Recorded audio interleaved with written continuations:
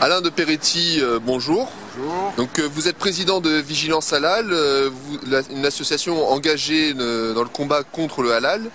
Vous êtes aujourd'hui à Perpignan, vous lancez une campagne contre les quick halal. Alors on sait qu'à Perpignan, vous êtes aujourd'hui devant ce quick halal.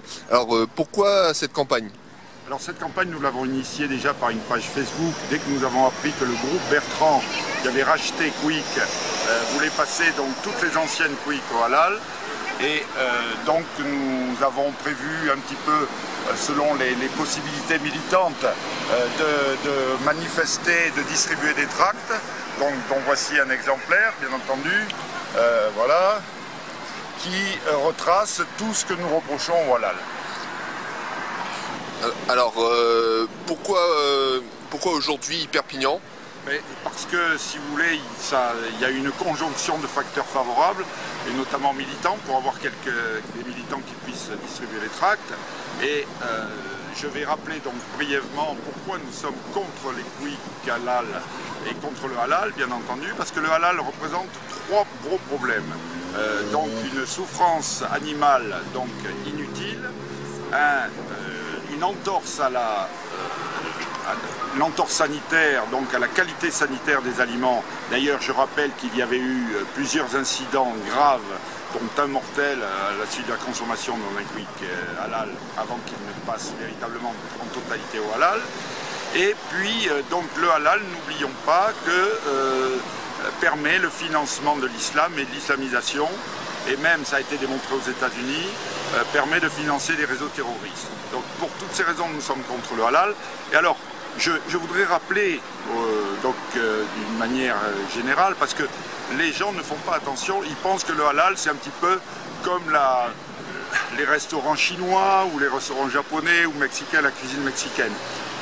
Ça n'a rien à voir, on le voit bien, Quick n'a rien à voir avec les us et coutumes et la cuisine qu'on peut trouver dans un restaurant marocain. Si vous voulez manger dans un restaurant marocain, nous ne sommes pas contre. Vous mangerez vraisemblablement du halal, ça nous ne sommes pas contre. Mais là, on entre véritablement dans un calcul, dans un plan qui associe la grande finance à l'obscurantisme religieux des salafistes, bien entendu. Et tout ça s'intègre parfaitement, où on le voit, y compris dans la malbouffe qui est représentée par le Quick. Alors comment vous comprenez aujourd'hui la démarche de Quick? Quel est pour vous le processus qui est engagé? Le processus qui est engagé, c'est un processus mercantile. C'est-à-dire qu'il y a une clientèle, bien entendu, qui est en augmentation. Certains nient le grand remplacement, mais je pense que c'est aussi une des manifestations du grand remplacement, puisqu'il y a une clientèle.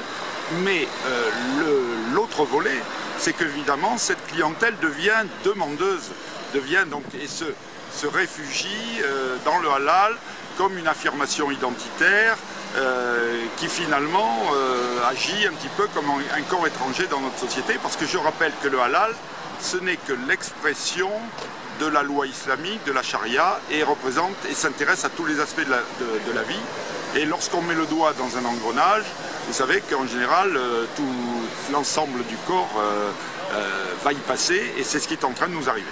Alors, quelles sont les prochaines étapes de votre campagne? Alors, les étapes de notre campagne, c'est d'étudier donc des possibilités juridiques et judiciaires pour discrimination, puisque finalement, dans un restaurant comme le Quick, qui est en principe dévolu aux couches populaires, bien entendu, eh bien, si vous ne voulez pas manger halal, vous n'avez aucune possibilité de ne pas manger halal.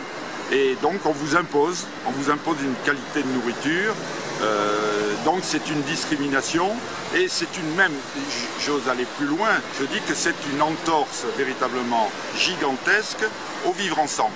On nous bassine avec le vivre ensemble, et vous savez que lorsqu'on parle d'une chose en général et qu'on nous bassine avec une chose comme l'honneur par exemple, on dit que quand on en parle c'est qu'on l'a perdu, et bien là, donc le vivre ensemble, on nous en parle sans arrêt, et je pense qu'on n'est plus dans le cadre du vivre ensemble.